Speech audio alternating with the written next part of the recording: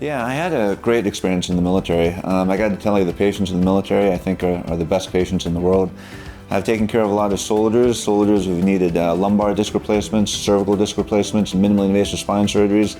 I've taken care of paratroopers who've had, unfortunately, terrible accidents with falling from heights. I've taken care of fighter pilots who've ejected from the Harrier fighter jet. I've treated all of these patients, and fortunately, with the right mix of conservative care and surgery when it's absolutely necessary, most of them have been able to return to duty. It is also very, very important to preserve function when you're taking care of soldiers. You want to try to avoid highly invasive lumbar fusions. You want to preserve motion.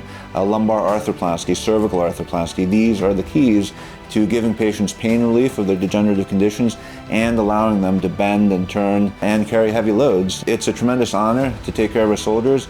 So it's been a great experience for me, and I believe also a great experience for the soldiers that I've taken care of.